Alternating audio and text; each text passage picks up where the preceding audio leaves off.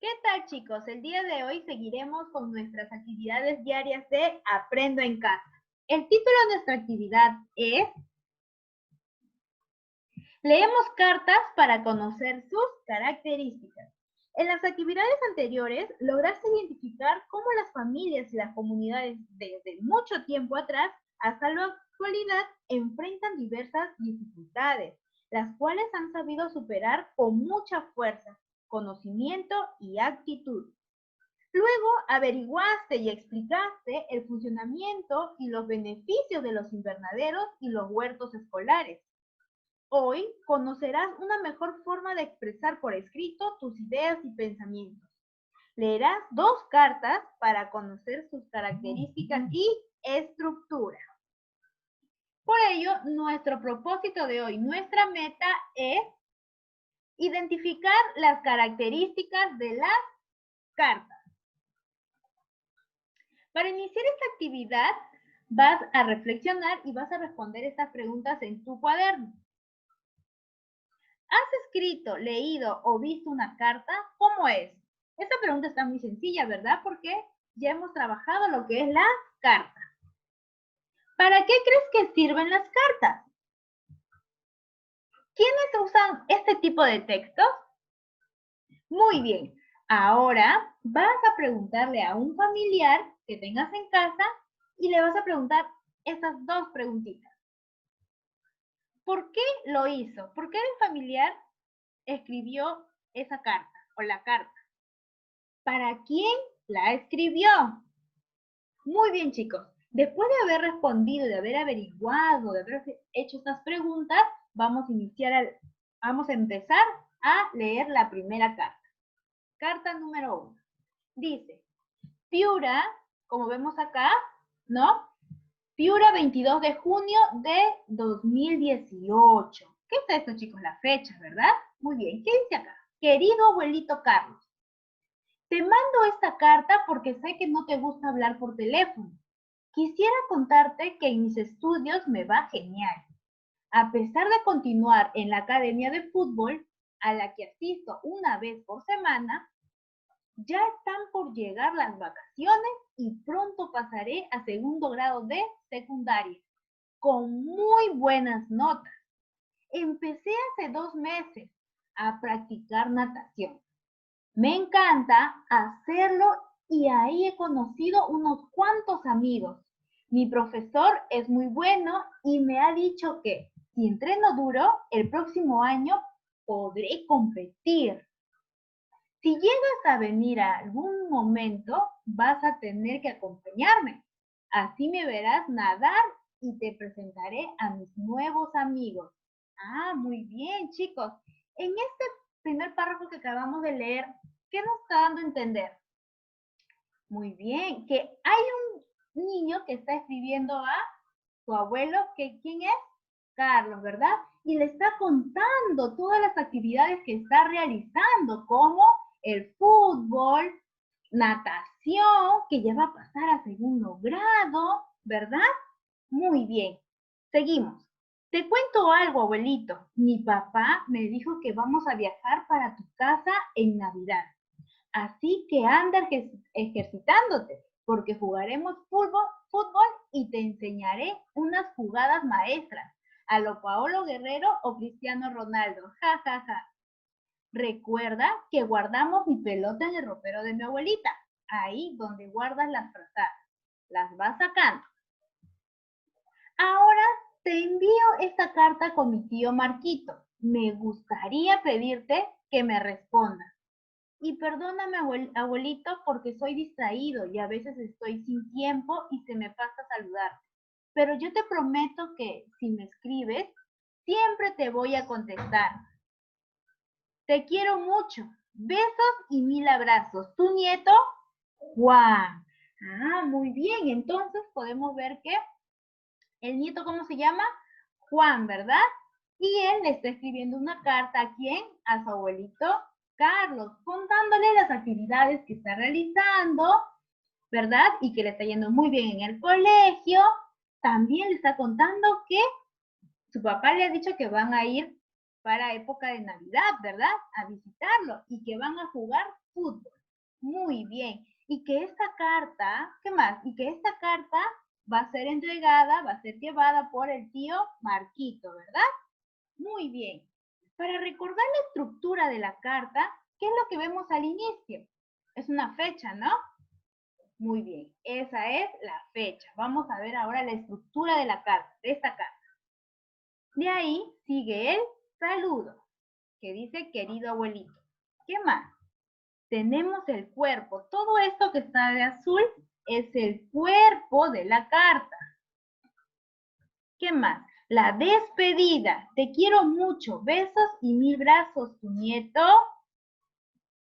Y por último tenemos la firma. La firma es la persona que está escribiendo. Muy bien. Podemos encontrar que tiene 1, 2, 3, 4 y 5, ¿no? 5 partes esta carta. ¿Sí? ¿Solo serán 5 partes? A ver, vamos a seguir leyendo. Vamos por la carta número 2. En la carta número 2 también hay una fecha, ¿no? Al inicio, que es del 2019. Pero la estructura de esta carta es diferente, ¿verdad? A ver, vamos a leer para enterarnos. Dice, señor Luis Alberto Pérez Silva, alcalde distrital de Bellavista, presente. Estimado señor, recibe el cordial saludo de los estudiantes, de las estudiantes y los estudiantes del 5º grado de primaria de la institución educativa San Luis, así como los buenos deseos que Dios ilumine su camino y pueda así tomar las mejores decisiones en su gestión. Hasta este punto, ¿quién está escribiendo la carta, chicos? Muy bien, están escribiendo la carta a los estudiantes de 5º grado del colegio San Luis. Muy bien. Es necesario hacerle conocer que en nuestra institución educativa todos los años el personal docente y la comunidad de estudiantes desarrollan varias actividades para promover hábitos y gusto por la lectura. Estas son actividades que nos atraen, nos divierten y nos permiten aprender más. En este párrafo nos están dando a conocer las actividades, ¿no?, que ellos practican, que es promover el hábito y el gusto por la lectura. Seguimos. Para este año se ha planificado en nuestro plan lector un concurso de comprensión lectora a implementación del periódico mural y las semblanzas matutinas de los lunes y los viernes. Asimismo, se ha programado la lectura de varios libros, tanto de cuentos, poemas, canciones, ciencia, arte, entre otros. Acá me está dando a conocer el plan, ¿no?, que han propuesto. Lo que dice acá, nuestro plan lector en el concurso de comprensión lectora. Muy bien. También le mencionamos que el año pasado nuestra aula ganó el primer puesto en el concurso de lectura comprensiva, lo cual nos motiva mucho a seguir preparándonos para ser cada vez mejor. Si acá me dice que el año pasado ganaron el primer lugar, ¿en qué grado habrán estado, chicos? Muy bien, en 4º grado. Perfecto. Seguimos. Como podrán notar, señor alcalde, necesitamos prepararnos bien para poder participar en las actividades antes mencionadas. ¿Cuáles son esas actividades antes mencionadas, chicos? Muy bien, el concurso de comprensión lectora que van a realizar, ¿no? ¿Qué más? La implementación del periódico mural y las semblanzas matutinas de los lunes y los viernes. Seguimos. Por ello, aprovechamos esta comunicación para solicitarles la donación de libros, pues lo que tenemos en nuestra biblioteca de aula ya están muy deteriorados por su uso o ya han sido leídos varias veces por cada estudiante de nuestro grado. En una próxima comunicación le enviaremos los títulos que nos hacen falta. Esperamos contar con su valioso apoyo en bien de la educación de los estudiantes de la institución educativa San Luis. Nos despedimos con mucho respeto, cordialmente, Juan Carlos Fernández Sánchez, coordinador estudiantil del 5º grado. Muy bien, chicos. Entonces, esta carta, ¿quién lo escribió? Muy bien, Juan Carlos Fernández, ¿verdad? Que es el coordinador del 5º grado. ¿A quién le escribió? Al alcalde Luis Alberto Pérez Silva. Muy bien, ¿para qué? Para solicitarle una donación de libros para su concurso que van a realizar, ¿verdad? Muy bien, chicos. Ahora vamos a conocer la estructura de esta carta. Como vemos, al inicio encontramos la fecha. ¿Qué más? Destinatario. Ah, el destinatario es la persona a quien está dirigido. Muy bien. ¿Qué más?